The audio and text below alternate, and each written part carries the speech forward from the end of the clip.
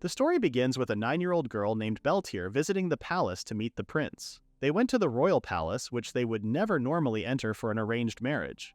In this country, a royal boy must choose his own fiancée by the age of 10. So the nobility, in their quest for honor, money, and position, wanted their daughters to be betrothed to royalty. Her family was a historic ducal family, so they didn't have to rely on royalty, but of course they expected them to be betrothed too. Because she was cute, she was no match for any of those noble girls in terms of status and appearance. She was sure the prince was going to fall in love with her too. Indeed, at that time, she was a narcissist. As she entered the room and greeted the prince, she was thinking about how perfect and cute she was. After the greeting, she lifted her head and saw a beautiful boy. She felt like she knew him for a moment.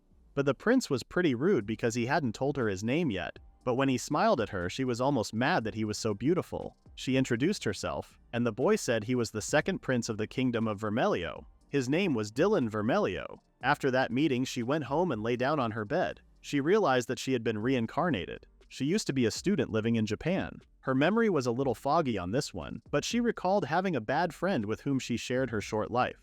She couldn't remember her name for some reason. She started playing a game recommended by one of her friends. It was the otome game Music Played With You.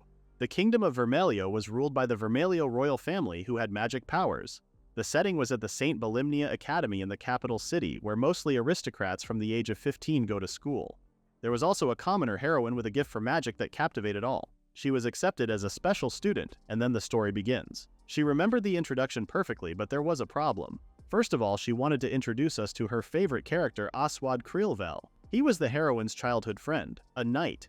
She fell in love with his single-mindedness and sincerity because of her previous love life. The other was the second prince. She knew his name and what he looked like because he was her bad friend's favorite, but she didn't know any details. The important thing was that the heroine's rival, Belltier Tybus, abused the heroine and interrupted her path to love. She was the villainess. Every ending in the Oswald route is missing. And that was her. This wasn't a brother story, and she had to choose the doomed end. As she recalled, her bad friend told her that Belltier's misdeeds shone brightest when the heroine attempted to take on her fiancé, the second prince. Belltier seemed to have arranged her own engagement with the prince, so as long as she didn't do anything from now on, she would be fine. And yet the prince came to her house after 3 days like a regular visit. She asked why he was in her house, and he informed her that she had become his fiancé. Belle was shocked. But Prince Dylan casually stated that she was his fiancée from now on and asked if she wasn't happy. She didn't want to be rude, but wondered why she chose her. She didn't think she did anything special. Prince Dylan responded that she looked interested and that he was never bored when he was with her. He sounded like one of those hot guys from a shoujo manga. For now, she was his fiancée, and it sounded like it was just a title. So she kindly responded that it was an honor. Prince Dylan responded, saying that he was looking forward to it and called her by her nickname. She decided not to let him get too close, but he came to her house again the next day. Shocked, she asked if he wasn't supposed to come here the day after tomorrow. He said it was complicated and she didn't need to worry. She couldn't just leave the prince and go somewhere else, but she didn't have anything to talk about it either, so she sat there in silence. He was a troublesome guest in her eyes. The next day, Prince came again. He was supposed to do this once a month, but he was doing it 4 times a week. And he didn't even talk to her. She couldn't stand it anymore, so she stated that reading was something he could do at the palace, so if he had the opportunity to visit more often, he should tell her. But he smiled and said she didn't need to know that. Even though he was smiling, Belle noticed that his eyes were serious. She decided that she had the right to know, so she waited for him to tell. He giggled and said he was no match for her. He explained that he didn't get along with his siblings very well. She asked if he meant the crown prince and princess. He said that it was his brother's side. He was surprised that she didn't know that because it was a pretty famous story. His brother hated him, a concubine's child. He had always been messing with him, and he felt like they used to be closer in the past. Belle realized that she was being thoughtless. She couldn't believe the prince had this problem. Prince Dylan continued to explain that his brother had changed and driven away everyone he was close to. They would just have to quit if they got too close to him. Her own brother did something to her that distorted her character, a form of deprivation. She asked if the king didn't do anything. He responded that his father liked his brother the best and wouldn't even look at him. Belle realized that in the vast royal palace he had been doing this for a long time. He was all alone. Prince Dylan told her not to look so sad. There was one thing he lied to her about. He said he chose her to be his fiancée for a reason. I could have been anyone. Any place would do as long as he could get out of that palace. She was the daughter of the Tybus family and her house was close to the palace, so it was easy to get to. She was chosen only for that reason. He then decided to change the topic. Belle didn't care why they picked him. She, like many others in the palace, found the prince annoying. She had memories of her previous life, not like him. And yet, he was just a little boy. She had never been able to conquer him in her previous life. She didn't know the prince's past or what he was going to become. She should have asked more about him from her bad friend. She didn't know that he had such a deep darkness. She thought that it might be when he meets the heroine, she would be able to heal his broken heart and he might meet her before he enters the academy. Like the knight, he met the heroine as a childhood friend, but there was no sign of that. The heroine was a commoner. So when the prince goes to the academy, he doesn't meet the heroine and spends the next 5 years alone. She didn't want to do that, and she didn't want him to spend the rest of his life with a fiancée he didn't like and waiting for her to come to his rescue. She was sure she would make him upset.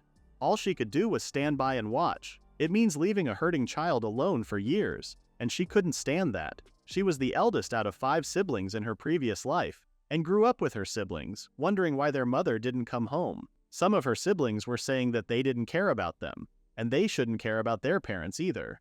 She kept smiling even in that situation, and she even quit kendo, her favorite sport, for her siblings. She wanted out of this house too, and didn't want parents who never came back. But her siblings didn't abandon her. She couldn't save the prince like the heroine, just like she couldn't be a parent to her siblings until her life ended. At least she would stay with him so that he didn't feel alone. The point was to be a friend, someone to talk to, someone close to him. And once that was decided, she was also concerned about the presence of the person who always accompanies the prince, because if they didn't make sure they could trust them, they might just open the prince's wounds. The thought of being the prince's friend seemed too difficult, but it would be even more difficult for the heroine to win the heart of a prince. She decided not to get into the messy stuff. The best thing to do was to go in head on. She was going to be a temporary pain reliever. She was going to hold the prince's hand until the heroine appeared. She was his fiancée now, so it was okay if she made a few moves, but she didn't need him to like her. Her goal was to be Prince Dylan's first friend. The execution of the plan was tomorrow, and it was called Operation Friend. The weather was nice that day. It was a good thing it didn't rain, or she wouldn't have been able to pull off today's plan. She had to be first in everything. First she was going to welcome the prince and then take the reins today. She was starting to get nervous because if she failed and the prince hated him, he would no longer come to her house, and the only place he could stay would be at the palace. Though he had natural enemies in the palace, she was afraid he would be caught between a rock and a hard place. She encouraged herself and went to the gate to greet him. Prince Dylan was surprised to see her at the entrance. She said she thought she would give him a tour of their garden today. He was surprised at first, but then told her to do it right away. As they were walking around in the garden, Prince Dylan was talking more than her about the shrubs and the flowers, and Belle was not getting anywhere. She didn't know what to do because things were not going to change at this rate. The prince was still on his guard. They arrived at the beautiful rose arch. Belle had to tell him to wait a minute. He asked if he couldn't enter and said she had to show him the way over there too. Since she didn't want him to go there, Prince was tempted to take a peek. She wasn't surprised because he tends to be a bit of a sadist, but he was in a better mood, so she decided that it was the best time to ask him for a favor. She asked if he would be willing to be her friend and said she wanted to get to know him better. Prince Dylan asked what made her think that she could be friends with him. He was putting on that cold face again. He asked if she felt sorry for him when she heard about his past and if it was sympathy. He was sure it must not bother her to know that her fiancé was being mistreated in the royal palace and said they were similar. They picked her for some stupid reason. She was unlucky too. She figured that this was closer to his true self, and it was okay because she was used to people taking their anger out on her. She had a brother in her previous life who often got away. When Prince said he didn't want her sympathy and told her not to take him for a fool, she yelled at him that she was not making fun of him, nor was it sympathy. She knew that she was not in a position to sympathize with him, and everything was for her sake. He smirked and said he knew that a girl like her who lived in hypocrisy. He said he didn't ask for help in the first place and he didn't expect her to help him. Even her brother was open-minded, but his roots ran deeper than she thought. If this keeps up, her heart will break for sure. But this was within her expectations. Belle said she was going to be honest with him.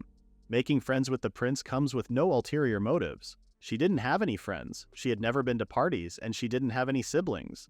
She said that she had always been alone, and the few things she could do on her own were reading, studying. It wasn't enough to do that every day. Besides, in 2-3 years, when the prince and princess's education start, there won't be much free time left. Prince Dylan seemed surprised, and he agreed with her. By the time Belle was 10 years old like the prince, she was going to be his fiancée and she would probably be surrounded by a mountain of tutors and teaching materials. She might be bound to be busy and have hellish days. So she thought to herself she was just trying to figure out how to have fun while she still could.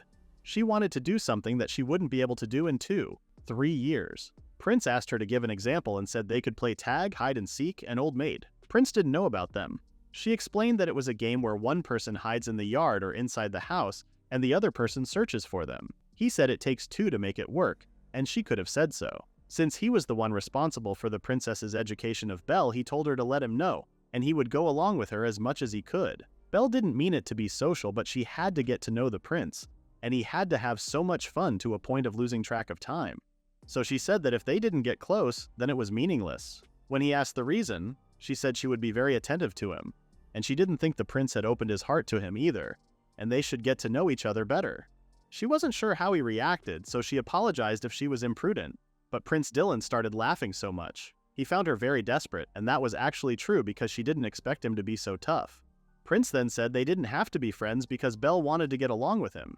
He didn't understand why she was fixed on calling him her friend, but he never thought Belle would think so much of him, and he said they would get along well together. It wasn't a huge success, but she thought they were getting along better than she used to. She hoped they could get to know each other better through this opportunity. In the next scene, Belle and the prince were playing cards and he won again. She lost 5 games in 5 rounds. He was too strong. After a few months, they had played a lot of games, but she never won. When she wanted to play another round, Prince was surprised at how competitive she was. They were playing a game called Trump, and she handmade the cards herself because there was no Trump in this world. He explained that he remembered the cards and the little detail mistakes she made while preparing them. Since he memorized all the characteristics of the cards, he always won. She realized that she was stupid to think she could beat him. She asked if these cards didn't work anymore, and he said not if the game was about numbers and marks. Prince then mentioned that this place was very nice. She said she found it when she was young, exploring the garden as if she weren't 9 years old. The day she carried out the operation, this was the place where she didn't show the prince. She said it was her favorite place, but he knew that because she had already told him. She said it was exciting, like a secret base for 2 people. She then explained that the secret base meant a secret place, their own place to play. Prince found this exciting too. He then decided to show her some of his magic and asked if she would like to see it. She was pretty excited because she forgot that the Vermillia royal family was the only family that could use magic. And since there was no mention of magic in the root of her favorite knight, Aswad, she had completely forgotten about it. She asked if all royals could use magic. He said it was possible to be born without magic. Even royalty could use magic, but the amount of magic they could use varies from person to person. When he snapped his fingers, flowers appeared around Belle.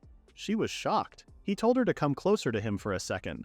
When she did, he kneeled in front of her and called her his dear fiancée. Belle was so embarrassed. If someone saw the prince kneeling, they would get furious, so she told them to stand up. But he seemed like he really wanted to do that, so she didn't insist on it. Dylan said he wanted her to call him by his name, at least just for now. He said this was from him to her and kissed her 4th finger, which is her ring finger. He said he would get her a bouquet and create a beautiful bouquet of flowers with his magic.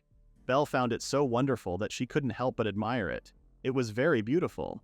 Prince said it was customary for royalty to give gifts to their fiancés as a sign of their engagement, but he didn't know anything about jewelry, and he wasn't interested in being engaged, so he didn't make any arrangements, so he was using his magic to do things as a sign of his affection. Belle thanked him and stated that she was very happy. The flower leaves were all over his hair, so she showed him in the mirror and giggled. He cleaned his head and told her that she should have told him. As he snapped his fingers again, flower leaves started touching up Belle's hair as payback. He fixed her hair for her and asked if he could touch her while also touching her cheek. She said he was already touching her, but he didn't mean that. He approached her face and kissed her on the cheek. When he looked at her face, he saw that her face was red. She was unable to say things because she was so embarrassed. Prince said if she was embarrassed by his, she was going to have a hard time from now on. He said that they were engaged and this was a way of saying hello.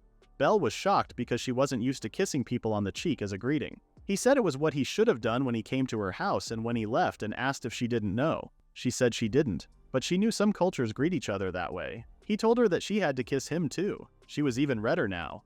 He said it was just practice for the future. She, once again, couldn't say no to his beautiful face and kissed him. After the kiss, the prince told him not to forget to do that from now on. Now that she had gotten to know the prince, it was time for her to take the next step. She had always wondered about the prince's entourage. In the next scene, Belle was thinking about her plan, and Prince noticed that, so he asked. She said she was just thinking. He responded that if she didn't focus, she was going to lose. She had a craftsman make the playing cards for her, but she still hasn't won. But the prince seemed to be having a good time. She then asked about his entourage, who didn't talk to His Highness very much. She wondered what kind of person he was. Prince Dylan was weird that she was curious about Schwartz. She said that his relationship with his lord with the prince had been very weak. Since he didn't answer right away like he always does, she apologized for being rude. Prince said she was just worried that things weren't going well with Schwartz. She was thinking of him, so he was glad. He then asked if they could continue with Trump, and she said she wouldn't lose this time. Whatever kind of person he was, she was on the side of the prince. She decided to get serious and start dealing with Schwartz. In the next scene, Belle realized that she had made a huge mistake because Prince was giving fake smiles to her. He then asked why Schwartz was here, and she said she had called him. The only way to get to know Schwartz was to understand his personality. So she asked him to spend some time with them so they could bond, but Prince was offended because this place was their secret base between him and Belle. Schwartz apologized and said he must decline her invitation. She was thinking about playing with me and seeing what happens.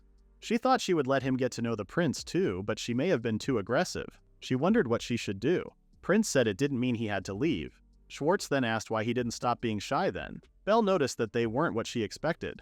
They hadn't had a conversation, and she misunderstood, thinking that they were not close. They might be close, and this made her happy. Prince Dylan dragged him by his arm and made him sit. He said it was all Belle's fault. He said she knew he liked this place, and it was she who said it was their secret place and asked if she was cutting him off. Schwartz asked if this was their love nest, and he said that was not what he meant. Prince then said he couldn't help it if he knew their secret and it wasn't his decision. He wasn't mad at Schwartz. He was angry with the Belle. Belle apologized for being careless. He asked if she knew what she had done wrong. She said it was to tell Schwartz about the secret base. Prince responded that he found it annoying that she called him by his first name. She started to think that he might not like her. They were just getting to know each other, and then she did that. Prince then apologized and said they both were not in the wrong and that he was just jealous, because Belle was his best friend. Schwartz was shocked because that was not like him. Belle was equally shocked because Prince Dylan was shy for the first time. Belle stood up and said it was because they were best friends, so let him relieve. Schwartz decided to take Prince Dylan's word for it, and just for today he decided to join them. He added that they would be back in their usual love nest by tomorrow. Prince wondered what kind of garden Belle would want. He would like to be in a relaxed place with Belle. She reminded him that they were best friends, but he said she was both his best friend and fiancée, so he could live with someone he liked. She knew he meant friendship when he said he liked her. Schwartz suggested the Krillvel territory. It was nice there, but it was too far from the royal capital for him to work. She asked where Belle would want it. She responded that she didn't know because it was still a long way off. Prince responded that she was going to marry him, so she should think about this stuff. But Belle said it would be better for him to marry someone he really liked. That person was the heroine that he was going to meet at the academy. Prince responded that he already liked Belle. Schwartz told her that it was useless because Prince Dylan would understand the feeling of love or infatuation. In the very first place, there was no such thing as pure love in an aristocratic engagement. It was a waste. After he said that, he wanted to start playing this trump game. Belle was confused and wasn't sure what to pick. Schwartz asked why she didn't pull it out quickly, and she said he should at least change his expression a little bit before he says it.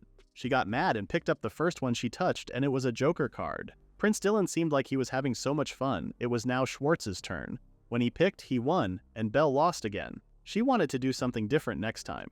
Prince mentioned that Belle's competitive streak was interesting to watch, but still, he said she was awesome. She couldn't believe she came up with such an elaborate game and asked if it was really her idea. From her reaction, it was clear that it wasn't her idea. She said it was something she was taught by her father. He learned about the trump card when he went to another country on business. Prince asked what other game she had other than trump. She said they should play a game of millionaires. The best time to play is when you both don't have the rules completely figured out. But even on his first time, Prince won again. Her desperate face entertained him so much that his stomach was about to hurt from laughing. Belle started to wonder if she was doomed to never win again. Prince said she was just unlucky. She started considering playing it with someone else, but Prince said she couldn't. She said she couldn't win if she played with the two of them. Prince promised to stay with her until she won and said she couldn't play it with anyone else. He told her that she wasn't going to play with anyone but her family and them. She said she didn't have anyone else to play with anyway. When he said she was already friends with Sir Schwartz, which made him look disgusted. He said he never said he didn't want to, but she was a strange one to Sir Schwartz. Belle couldn't read his emotions, but she knew he was happy when he was talking to the prince. If they were not on bad terms, they were all that mattered. Schwartz said it was fun and it had been a long time since he had played with anyone. Prince said they could play again then, and now that the secret base had been exposed, it was more fun to play with more people. Belle agreed. They wanted him to come again anytime. That was the first time Schwartz smiled. Belle was relieved that they were getting along well. In the next scene, Belle's father, Sieg Tybus, called for her to talk. She asked what it was. He mentioned the time she said she wanted a younger sibling and revealed that they decided to adopt a child. He was a boy, 1 year younger than Belle. In the next scene, Belle and Prince were playing cards again, but this time, Belle looked pretty happy even though she was losing. He wasn't having fun at all unless Belle was disappointed. He wanted to play cards now since she was not angry. Belle decided to forgive him for being a bully because she was in a happy mood. Prince said something was wrong with her today because she had been smiling the entire time. He asked what had happened to her that made her so happy that her face got so loose. She stood up and announced that she was going to have a little brother. They both seemed shocked. She said he was adopted and he was going to be the heir. Prince smiled and told her to bring him here when he came.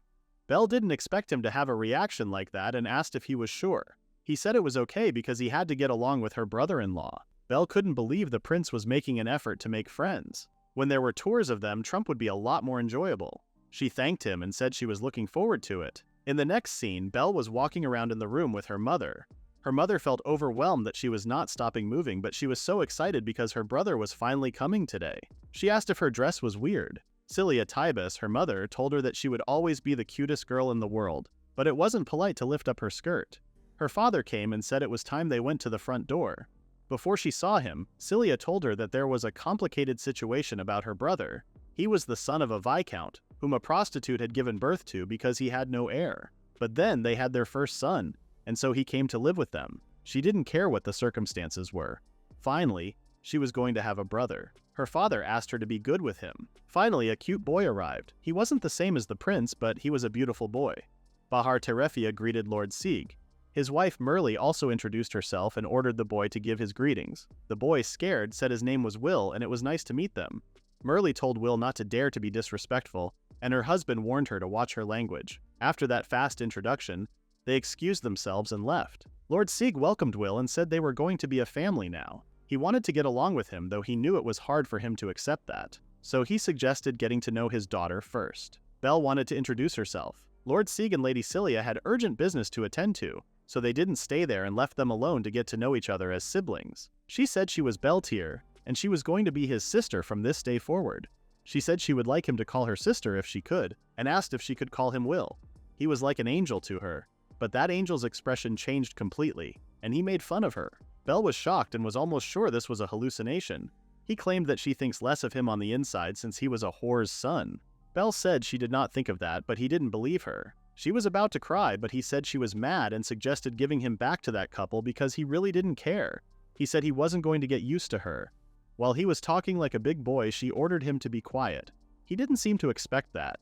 Belle confirmed that he was a total Yankee, so she told him to listen to her carefully. As of today, he was the next head of the Tybus family, and he was their family.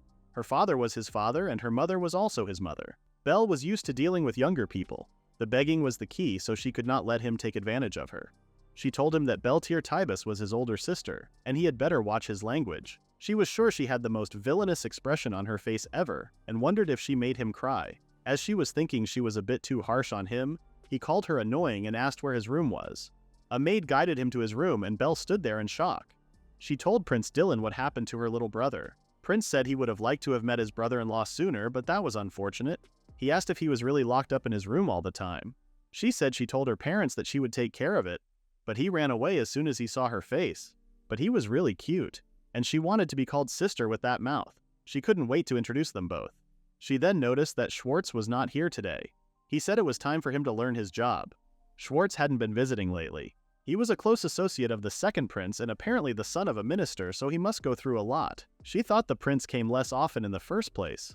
Prince figured they wouldn't be able to play together much longer. That was true, and she wondered if he had fun. He admitted that it was really the most enjoyable days he had ever had. Belle was glad. She hoped she was able to alleviate some of the prince's loneliness. She thanked him for listening to her until now, and she too had very fun and fulfilling days. Prince said she made it sound like it was the end. He reminded her that she was his fiancée, so he was always ready to listen. But Belle knew she couldn't be the prince's fiancée forever. Once she entered the academy, she would never be with the prince again. But even so, she wanted to see him happy, up close and personal. That's why she wanted the prince to marry the heroine and be happy. And she would like him to invite her to his wedding if they could and set the heroine's bouquet toss on her. Besides, Prince said they still had a few months before the real work began. Until then, he said, they would have a lot of fun. Belle wished her brother could play with them too. Prince thought about it for a moment and asked if she could let him see Will. She said he wasn't coming out of his room, but he told her not to worry because he would definitely come out. Apparently, he had a plan and he was going to do something about it. Belle was getting excited and curious as to what he was going to do. She was hiding at the all because Will might pull back when he saw her. Prince knocked on his door and introduced himself. He said he wanted to play with him because he got bored with his father's stories. When he asked if he would open the door, he slowly opened it and said he thought his sister was downstairs. Belle was already thrilled that he called her his sister. Prince asked if he meant Belle, who was hiding over there, and pointed at her. Will was panicked to see her and tried to close the door, but Prince Dylan put his foot on it and said he was Belle's fiancé. He didn't expect him to be engaged to Belle. He said he was Dylan Vermelho, the second prince of this country. He apologized for his rudeness. Prince said it was okay and reminded him that he was his future brother-in-law. And best of all, he was the same as him. He was just like him. He was the one nobody wanted. But Will was chosen to join the Tybus family, which meant he had a father he could count on, a mother who was kind to him, and a sister who was a bit of a nag. They were happy, and they were trying to accommodate him. He said he was going to take her sister, so he had to face it before it was too late, because there was salvation in this world. He patted his head and said it was alright because if it was him, Prince knew he could do it. Will couldn't help but start crying. In the next scene, Belle was glad he had come out of his room. Belle asked if she hated his sister and wondered why he was cold. He said it was because she followed him to the bathroom. She said she just wanted to talk to him, but he didn't believe her. Will then apologized for his outburst earlier. Prince Dylan wanted him to call him Big Brother. He wasn't sure if it was okay at first, but then he called him Brother Dylan. Prince patted his head again and said they should play together next time.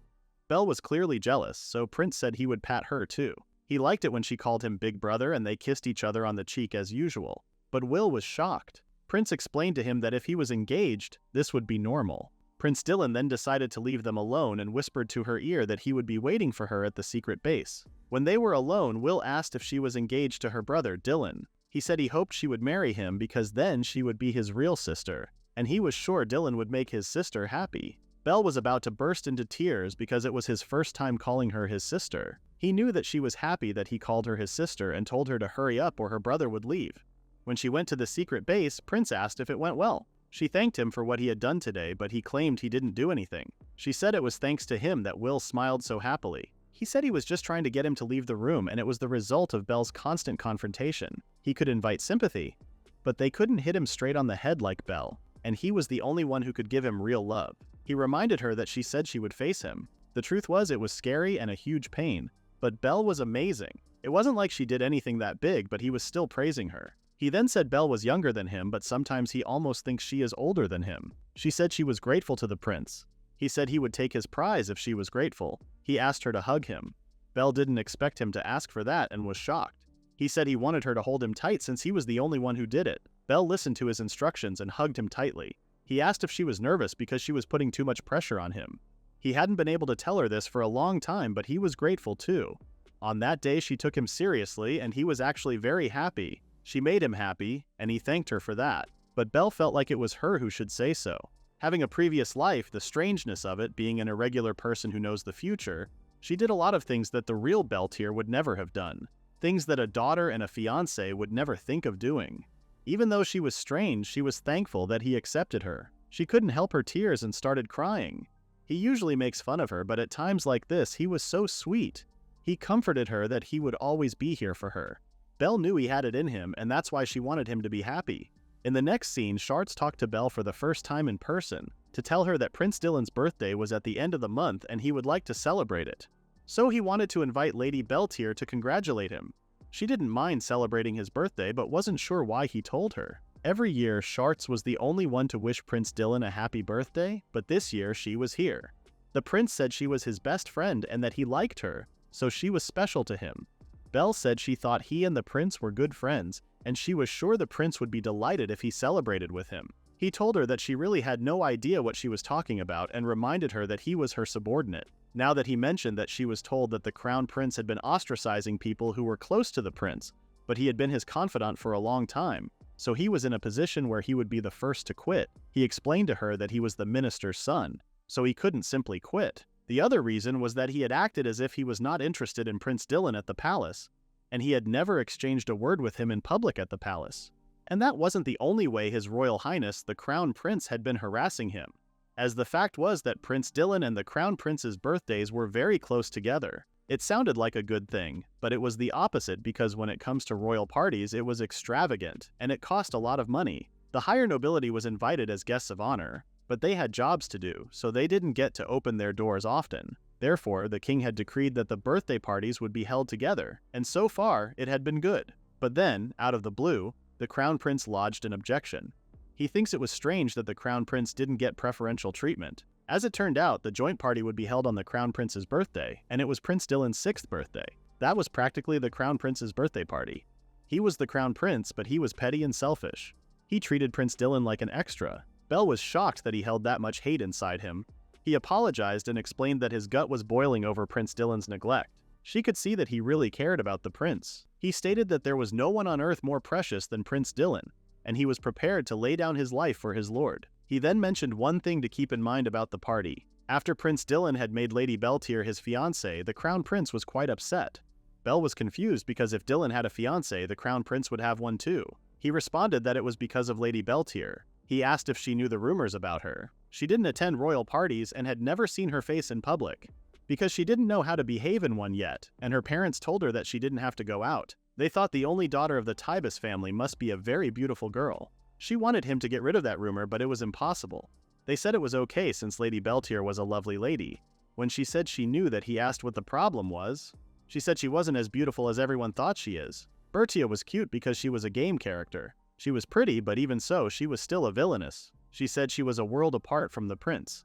Shart said she was comparing herself to the wrong person.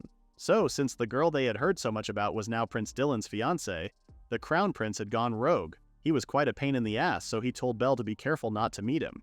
She said she would do her best. Sharts asked her not to tell Prince Dylan what they had discussed today. She promised and said subsisting was very important on his birthday. Not only that, but he didn't want Prince Dylan to know that he approached his fiancée. He was against people knowing how he was treated at the palace, so he asked her to live with him for the rest of her life. Belle was shocked at how much he loved the prince. He told her that Prince Dylan needed her, so he was asking her not to leave his side. She said that was not going to happen, and he seemed satisfied. After that conversation, Prince Dylan came and asked what they were staring at each other for. Belle welcomed him, and Dylan asked what he had been up to. He said he wanted to have a word with Lady Belltier. He asked about the topic, and Schwartz said it was just small talk. He then turned to Belle, asking what they were talking about and if she wasn't going to tell him. They couldn't tell him that it was about the crown prince, so she asked if the prince knew the rumors about her. She gave him the details, and he said the nobles started saying that because Belle didn't go out in public much, and the head of the Tibus duchy didn't deny it either. Will overheard them a bit and asked who the beautiful girl was. He said he didn't know who it was, and Prince Dylan said it was about Belle. Prince Dylan said she was beautiful enough. Will took a look at her and commented that she was plain. Prince Dylan told Will that saying that would hurt her. Will said he was telling the truth, but still, it would hurt her. But Will still insisted that Belle wasn't beautiful at all. Belle was offended, of course, but she was happy that they were getting along so well. Prince and Will both have looked like they were having a great time. This was the best that she had ever seen. She decided to make his birthday memorable. In the next scene, Belle was in the most prestigious place in the country. For the first time in her second life, she was in the palace. Finally, today was the prince's birthday. She had planned this operation to please the prince. She wanted to do something special for him, and that's when the idea came to her, to celebrate at the palace as a surprise. She rang the bell and waited for the door to open. Prince Dylan didn't seem to want anything to do with the prince. The door in front of her was like a wall that separated the prince from his surroundings. There was no one here, and she couldn't believe they were being so blatantly distant. It was none of her business as a fiancé. She wondered if he wasn't here and pushed the door a little. It was open. Inside, he called for the prince and the bed moved. She realized that he was still sleeping. She was amazed by his beauty. This was no good, though. She must not let the girls in the world see this. This was not the time to admire him, so she decided to wake him up, but it didn't work. So she touched him a little to wake him, but he grabbed her arm and pulled her onto the bed. She said he had woken up, but he responded that he was still dreaming. She tried to stand up, but the prince asked why she was running away. She said it was embarrassing, but he wanted her to do what he wanted because it was his dream. She asked him to wait a minute, but he claimed it was fine because it was a dream. She told him that this was not a dream and that it was a reality. Prince Dylan smiled and said even in a dream, she was not doing exactly what he wanted her to do. She was so nervous that she started sobbing. He finally let her go, and she said she would be surprised when he was suddenly doing something like that. He thought he was dreaming because Belle was in his room. He then asked what brought her to the palace. She said it was his birthday and wished him a happy birthday. Prince was surprised and thanked her. He asked if she had come all the way here by herself to tell him that. Only fiancés were allowed in the palace, though she really wanted to come with Will. He asked if she walked all the way to his room by herself and if she had met the crown prince. She said she hadn't seen him, which relieved him. Prince Dylan didn't like his brother to the point that he didn't want her to meet him. But it was natural. He reminded her that she must absolutely stay away from his older brother, but she said he was having a birthday party in a few days, and she needs to attend it this time. Prince Dylan said she didn't have to come. Belle said she was his fiancée, but he said he would do something about it. Since there seemed to be no way, he told her to stay close to him, and he wouldn't allow her to talk to his brother alone. She admitted that it was her first party and she was a little nervous. He told her that she was not allowed to say anything except her name, but she was worried they would execute her for being rude. He suggested dying together then. She realized that she would have to make sure to work around it.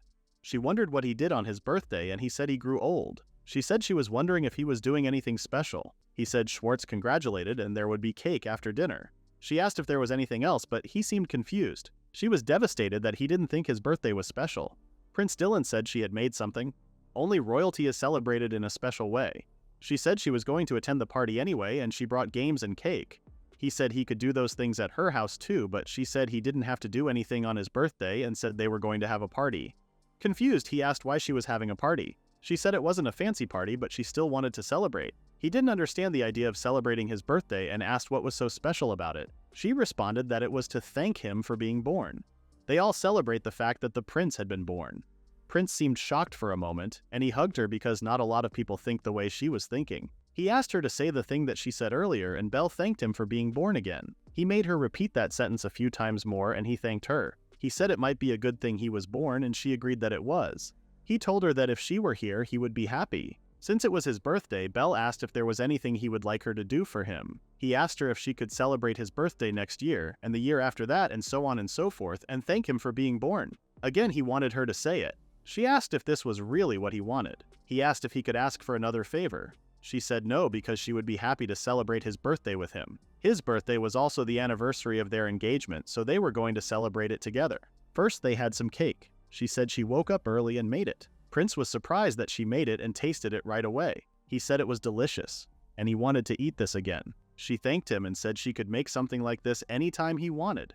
She didn't realize at that time that the request that the prince made was the equivalent of saying he wanted her by his side forever. In the next scene, it was the day of the birthday party. Belle's father noticed that Belle's dress was new and asked if she had chosen it herself. She confirmed with him and asked if it was weird. He said it was beautiful because she was beautiful, and he thought she could use sprucing up a little. He figured that when his wife was at Belle's age, she was interested in fashion. Lady Celia said Belle had a good grasp of herself, and she told her not to let any little girl beat her. Her mother was sickly, so she stayed indoors reading and looking at flowers. Though if she opens her mouth, this is what comes out of it. Lord Sieg was so happy to be able to escort his wife Celia. She hasn't been to a party in years, ever since she denounced his ex-fiancée. Lord Sieg said she was lovely then, but she looked especially lovely today and asked for Will's opinion. Will agreed, saying his mother was always so beautiful. It was Will's first day on the field, so he had to go and shock the good ones. Just having him by their side will add a little class. Will turned to Belle and said she was beautiful too. Will was personally trained by the prince to wear the perfect mask for today. They were going to be at the palace soon, so her mother told Belle not to screw this up and let His Highness give up on her, and not to throw away your chance and hang on to it desperately. She was right, this was not the time to be a coward. This party was very important to her, the fiancé of the second prince. It was Belle and Will's first big party, but it was actually their birthday party, so they were the stars of the show. Belle just needs to be careful with the crown prince and make sure she doesn't get entangled with him. And it was a hell of a flag to realize that. When they arrived at the palace, Belle's nervousness was so obvious that her father told him to be confident. Her mother said she was now engaged to royalty. Looking around, she felt like she was being told something. Basically something that she was not supposed to be told. She felt like she was going to faint. Tibus's family greeted the king and thanked them for inviting them here today. The king told them to raise their head and asked Celia how she was feeling. She thanked him for his concern. Belle was so nervous her mind was going blank. The Lord of Nobles was looking at her, wondering what the second prince's fiancé looked like, what kind of a girl this girl was. She had been taking rigorous lessons from her mother for the past few days for this day. With a voice from the bottom of her stomach that wouldn't lose to her father's, with a voice as beautiful and clear as her mother's, she was not going to let herself be humiliated. For the sake of their house and for the sake of the prince whom she was engaged to, she comforted herself and introduced herself to the king. The king told her to raise her head and said she was going to be his daughter-in-law and asked her to take care of her son. With that, for the first time, Belle saw Prince's family: the king, the queen, and the crown prince. And right next to the crown prince, Prince Dylan was standing. Will wondered why Brother Dylan was like that. She explained that the crown prince and Dylan were always like this. Even though he was royalty, the younger brother must be his brother's vassal. And since his highness was the son of a consort, no one would argue with him. But that was just a figure of speech. That was a vassal position. It wasn't the position for his highness. Her father didn't blame the royals because it was too much for her daughter's fiancé. Schwartz came and informed him that Prince Dylan's entourage was not needed at this party, so he was here today as the eldest son of the Duke and Duchess of Rizzio. She was shocked that he approached her. They stepped out for a minute and he told her that Prince Dylan asked him to tell the massage that he couldn't escort her today because he was going to be by his brother's side and that he was sorry. Belle couldn't believe the crown prince was harassing her too at her first social occasion. Belle noticed that he had a beautiful face and asked why he didn't laugh a little more. He told her not to worry about him and he was sure she was more concerned about the king. He thought she might be concerned about the lack of an escort. It was said that she didn't have an escort, but she was sure the prince was not happy about it, and above all, she was sure he was the one who regretted it the most. If she were depressed, the prince would be very disappointed. He agreed with her and said he would have to take his leave.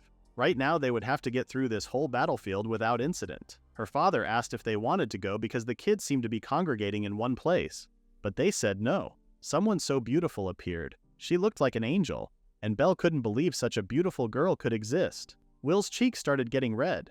Belle then noticed the girl's mother was staring at her. She approached her and said she was sure she was lovely, but added that her seal was much lovelier and she would look better with more makeup. Lady Celia came and greeted Lady Rosea, the bully mom. She said her daughter was so lovely, though she didn't look like her. It was obvious they hated each other. She said she would never forget how she took her fiancé, Lord Sieg. Lady Celia asked if it wasn't because of her arrogance and reminded her that he was her husband now and she should stop her ugly jealousy. She told her to go to hell and took her daughter with her. In the next scene, she just snuck out because she wasn't feeling well. She was prepared for it, but royal parties were exhausting for sure. She looked at the flowers and was healed. The bully mother's daughter came and said her name and that she had something to say to her. She said she hated her and left there running. She stopped her and asked what she meant because she had never done anything to make her dislike her. She said she was always compared to her. Her mother would always say that she should be more beautiful than her, and she was always competing with her mother, and she didn't even know what she was thinking, but that's not their problem. Seal said that because of her, she had to dress up the way she didn't want to, and she wasn't even allowed to stretch her hair. That's why she hated her and blamed her. Belle realized that she was venting her anger.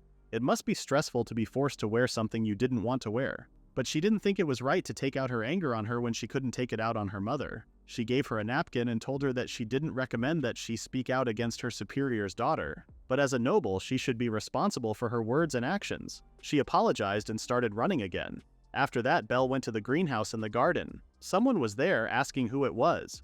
She said she was Belltier Tibus, the eldest daughter of the Duke Tibus. She still didn't know who that person was, but she still acted nobly. When the guy said she was that guy's fiancée, she figured that he was higher ranking noble than she was. He said he didn't think this little shorty was beautiful and that it was the end of the world. The person was Gilbert, the crown prince. She felt like this was bad and wondered why he was here. He said she was the eldest child of the Tibus family and asked if she was going to stand there in front of him the whole time. She apologized and asked him to forgive her rudeness. He had been wondering what his fiancée looked like since he said she was beautiful, but he didn't think she was special. He grabbed her chin and said she wasn't that bad. He said she was the fiancée of his entourage. Belle was shocked that he was planning to make his brother's fiancée the fiancée of one of his subjects. And that was not a proposal, that was an order. She told him that she was engaged to the Prince Dylan, but he couldn't care less about that because he believed what belonged to him was also his. The crown prince heard that Prince Dylan cared a lot about her. He frequently visits the Tibus home, and he really didn't like it. Belle asked the reason why he was so disdainful of Prince Dylan. He claimed that it was for education to not defy him, the next king, to not plot against him, and to not have the audacity to try to overtake him. He wanted Dylan to do exactly what he wanted. He said that the people who didn't have magic power may not understand it, but his power could destroy the country, and that's why he was educating him. Belle couldn't believe he was hiding behind the excuse of education. The crown prince stated that Dylan was fine on his own, and no one should be able to tame him, and no one should be able to affirm him. If Dylan sticks to a person, it is like for him there is no king. He was saying that since Belle was with the prince, he was in his way. He wanted to nip this danger in the bud. He told her to stay away from him. Belle hoped that he would consider what she was about to say as the opinion of a humble subject. She stated that she understood that Prince Dylan was a frightening man. She had heard that His Highness had mastered the magic that only the royal family had inherited. But a king cannot serve if he is afraid of that power. If he keeps his subjects tied, he will only make himself look bad later. She didn't know anything about politics. Her words were impertinent and had little meaning. Even so, they couldn't pledge allegiance to someone just to take them away from them, because that was too childish. The crown prince was about to hit her because of her words, but then stopped himself and said she was right. He asked if she thought the king needed that kind of mindset, and she confirmed to him. He said he was not as talented as Dylan and asked if she thought she could be the king. While they were talking, the greenhouse exploded, and Prince Dylan appeared. Belle knew the situation was bad because the prince had told her not to speak alone with the crown prince, which, even though she couldn't help it, was still the worst thing she could have done. The crown prince wasn't surprised to see him and said he thought he would make his fiancée the fiancée of his entourage. Prince Dylan simply responded that he would not listen to that. Crown Prince questioned whether he was going to resist him.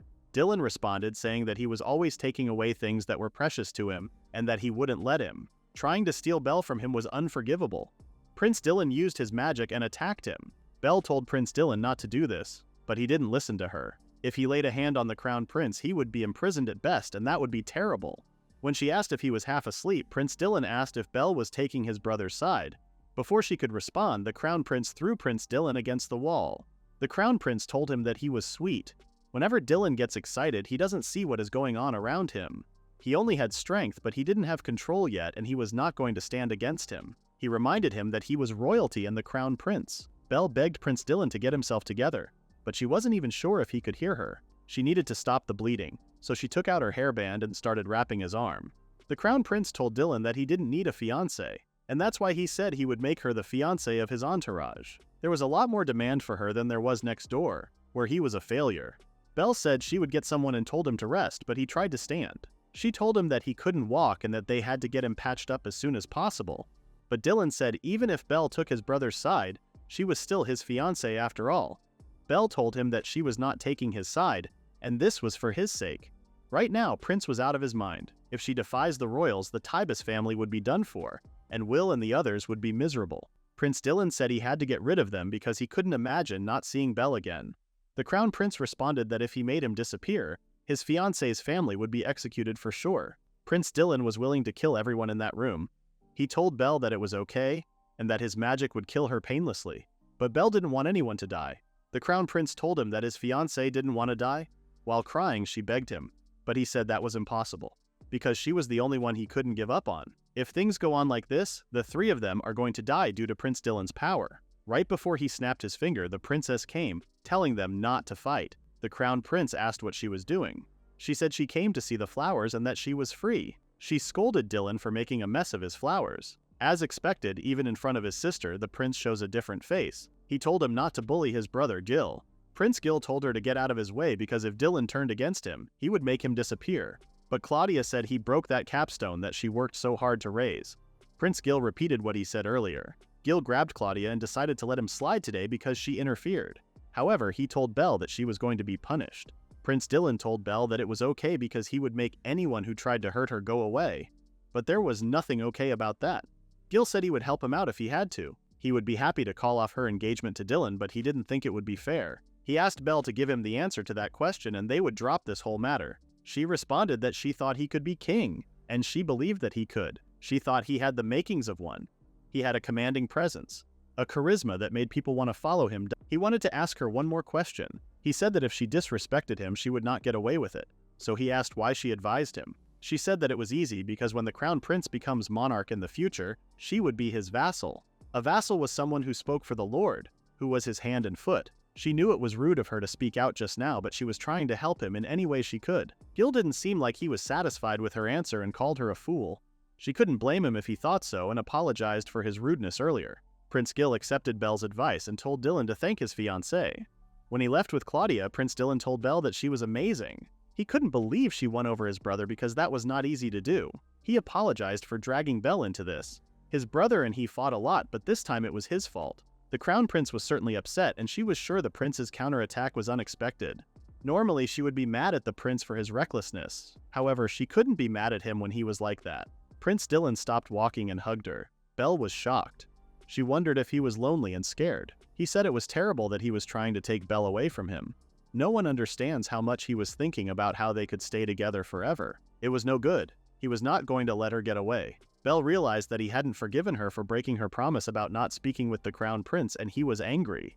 With one finger snap, Prince Dylan made everything back to how it was before. He had the whole greenhouse warded for soundproofing just in case, but it didn't seem to work on the princess. After that, he touched her face and said, "See you later." After that, without seeing the prince, she had left the palace in a state of utter despair. Belle was a lovely girl.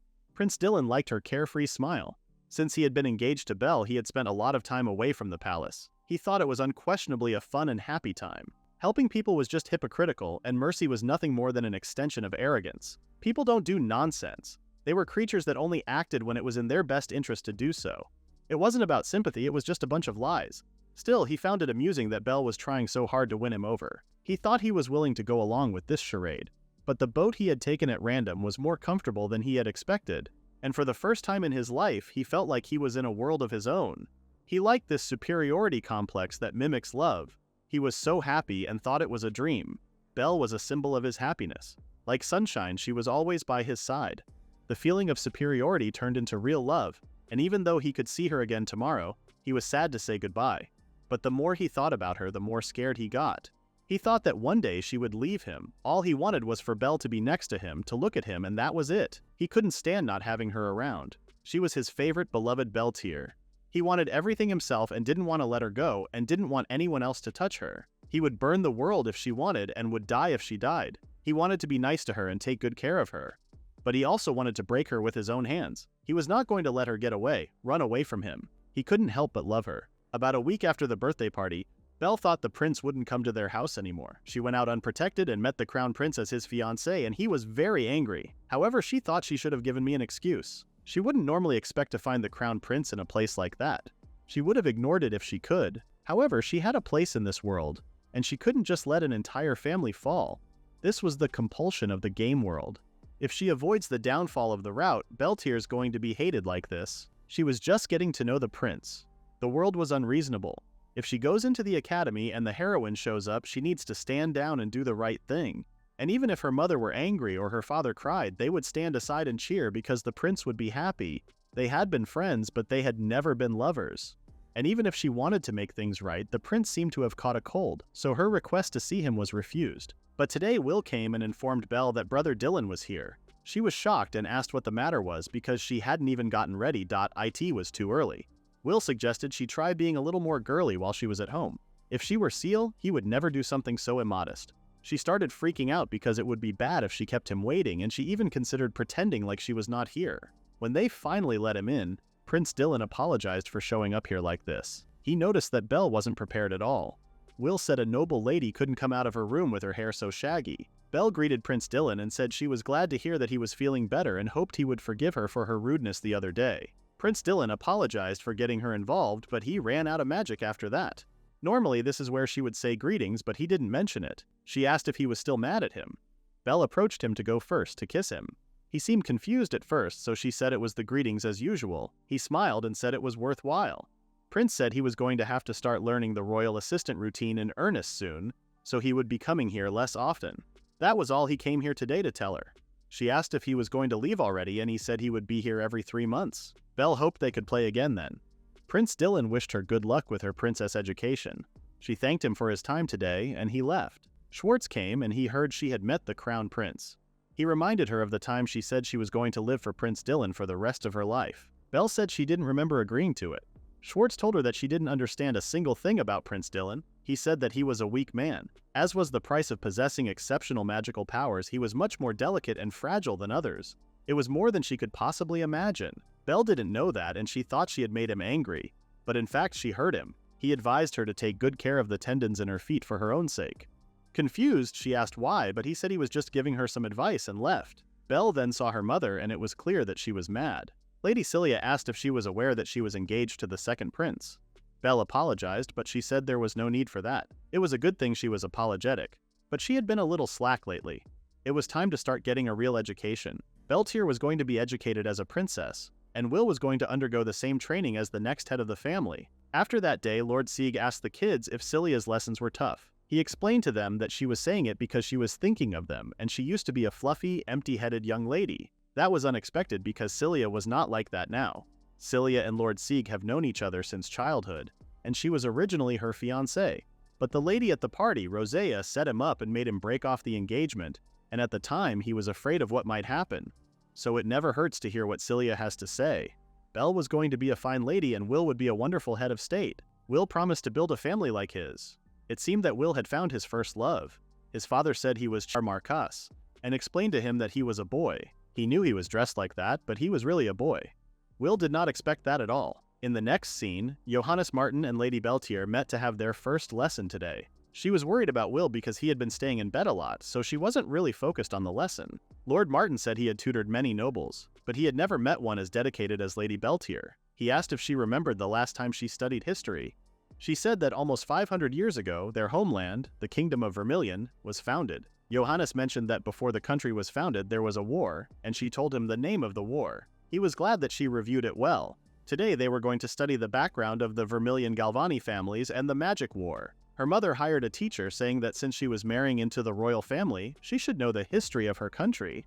But she enjoyed his history classes, because they were talking about a different world, a world where half the population of that world could still use magic. She could learn as if she were listening to a story. She mentioned that royal power was described as holy power and not magical power in other sources. He said that was what she would expect, but there was no official name for the power royalty possesses. Around 100 years ago, it was more commonly referred to as magic. Over time, the number of people with access to magic had dwindled further. They didn't know why, but what they could tell her was that magic was not inherited, and it diminishes with each passing generation. So it was valuable. But while other magicians were losing their magic, the Vermilion and Galvani families were the only ones who retained it. The Galvani and Vermilion families started the war because of the territory between them. They ruled each other's countries, so it must have been an eyesore. According to the literature, the Vermilion family was known for its offensive magic. The Galvani family excelled at mind-altering magic, and so the winner was the Vermilion family. The word Galvani is therefore still not considered acceptable today. Some sources say that the family was wiped out, but no one knows for sure because the documents have been lost for 500 years. It was a world Belle could not imagine. She asked if the Vermilion family had ever lost any of its magic. The statistics show that there was no difference in magical power between the King Vermilion 500 years ago and the current king. The Kingdom of Vermilion was now the most powerful power on this continent, and its deterrent was magic, but one day, its magic would cease. He said that they were saving their resources and improving their technology in case the magic was lost, but it might be the difference in public awareness that they might not be improving. Nevertheless, sometimes they just appear like a sign from heaven and some call it ancestry. Ancestors were those who possessed the same magical powers, knowledge, and memory as their ancestors. It was said that in this country, some 250 years ago, the King Artina was an ancestor, but it depended on the individual. Some people keep their magic and their memories. Some of them have incomplete ancestry who only inherit magic. One of the characteristics was that there were a lot of rather peculiar people here. Johannes mentioned that he believed Prince Dylan was also an ancestor. Belle was surprised. He explained that there used to be whispers among scholars. He had heard that Prince Dylan had a great deal of magic power and understood things quickly, and it might be due to the knowledge of his ancestors. Such idiosyncrasies were especially difficult to treat, and they could be a boon or a bane. He wished her good luck for that. She couldn't believe the prince was an ancestor. She never thought about it before, but she had seen the prince's magic. When she got the flowers, and only when they fought with the crown prince. That was the first time she had seen him attack with magic, and she didn't know what the average power of magic was. So she considered the fact that the prince's power might be far more dangerous than she imagined. Johannes said they must not allow the ancestors to run amok, but she was puzzled. But it was time to go, and he thanked her for another productive day. Belle was worried that Prince might be feared and shunned even in the royal palace, and the crown prince's harassment may not be the only factor contributing to his loneliness. In the next scene, Prince Dylan was going to visit Belle. She had been working hard these past few months, and she needed to show him what she had accomplished. But Dylan was even more dazzling than ever, so she couldn't keep her straight face. They kissed each other, and he said he was glad to see she was still the same. Belle noticed that Prince Dylan had grown taller. He wasn't sure, but he said he might have grown. They used to be about the same height, but now she was looking up to see his face. She asked how he had been doing these days. He had been continuously studying, but it was more fun than he expected. He asked how it was going with Belle. She responded that she had been very carefully instructed with her teacher being her mother. He seemed surprised at first and said she had been working very hard, and she was looking very ladylike. Now it was time for her to be surprised because she hadn't noticed the changes in her. Prince said it was true, and he was happy too. Belle thought he might like this type of girl, neat. The heroine of the game was basically quiet and didn't really show much of herself. But if someone insulted her or dismissed the music she loved, she would become enraged. This aspect of the game could lead to romantic flags with each of the targets. She promised to devote herself every day to match the prince. She then mentioned that she was going on a trip. Prince's smile faded and he asked what she meant. She explained that her father said he wanted to do something on a family trip. Prince Dylan said he had never heard about this, and after that, out of nowhere, Schwartz appeared. He asked if he had heard about this, and he said he hadn't either. There was no report from the head of the Tibus family. She apologized for the delay in reporting this to him. Prince stated that he loved that she spoke so politely, but he felt like he was talking to his subject here. He came all this way to see his future wife. She couldn't help but give an inarticulate response, but nevertheless, she didn't see a future in which she was his wife anyway. Prince asked if she understood him. She said, of course, and repeated that she was going to be the prince's wife and that was what she was working so hard for. He said he didn't like that it was surprising. He was afraid that in the months that they didn't see each other, they might have drifted apart. He said he knew that it was important to study and learn lessons as a lady, but there was nothing to be afraid of when it was just the two of them. Belle wasn't sure because she had been told to be a lady at all times so that she didn't fall apart. Prince Dylan said he wished she would talk to him like she always did when she was with him. At least it was just the two of them.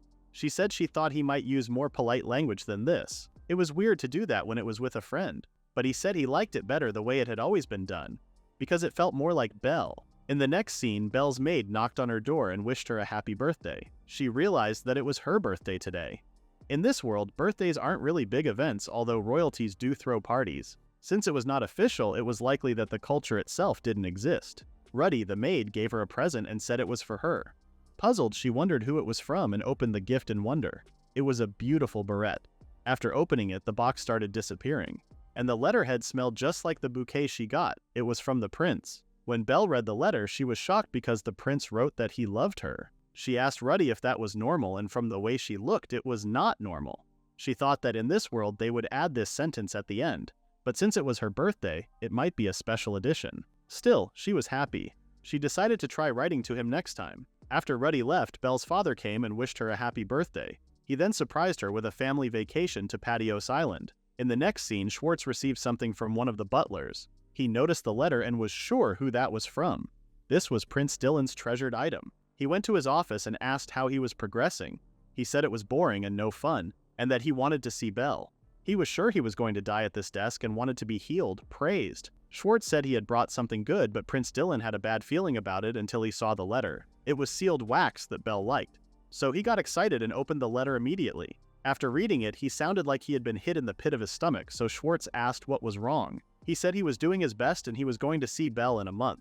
In the letter, Belle informed him that she returned yesterday from a family vacation, and she was so pleased with the barrette the prince presented to her the other day, and the letter that came with it, that she wanted to return the favor, so she took up a pen. She enclosed a gift from the trip, along with her best wishes for a fun-filled day. She prayed that it might be conveyed to the prince, and she added that she loved him too. From his reaction, Schwartz figured that Belle finally understood him. On her family vacation, Belle was having such a great time that she almost forgot she had a family. Will asked her to hurry up because she was walking too slowly and they might get separated. She apologized and explained that the sea was beautiful. She admitted that she was surprised at the sudden trip, but she found the island very lovely. Lord Sieg mentioned that he purposely kept the date secret from Belle. He said she would be more excited to surprise him if it were his birthday. She thanked her father and said it was a lot of fun. Her father then mentioned that someone somewhere told the prince about this trip, and he had demanded a satisfactory explanation for the absence of the Tibus family. Her father was so nervous when he almost got wrapped up in this, but it said Belle was lucky to have such an excellent fiancé. Belle wasn't sure if that was good. Lord Sieg told her that she was loved. Her mother appeared and told her that Prince Dylan would be informed of every move she made, and she would only be allowed to go to parties if Prince Dylan was present. Belle started to get nervous that she was being watched. Her father knew she was scared of him, but he wanted to support her. Her father loved her mother and said she was just like him. While walking around the streets, Belle noticed a wind chime that was just like the color of the prince's eyes. The shop owner said she really knows her stuff. Will was confused and asked what that was. She said it was called a wind chime. She explained that if you hand them in a breezy place like this, the ornaments inside sway and make beautiful sounds. Will seemed to like it too, but he was more focused on how his sister knew that. She said she read about it in a book because she couldn't just say she had knowledge about it from her past life. Will seemed to believe her and asked if it was for Brother Dylan. She said it was and hoped he would be pleased.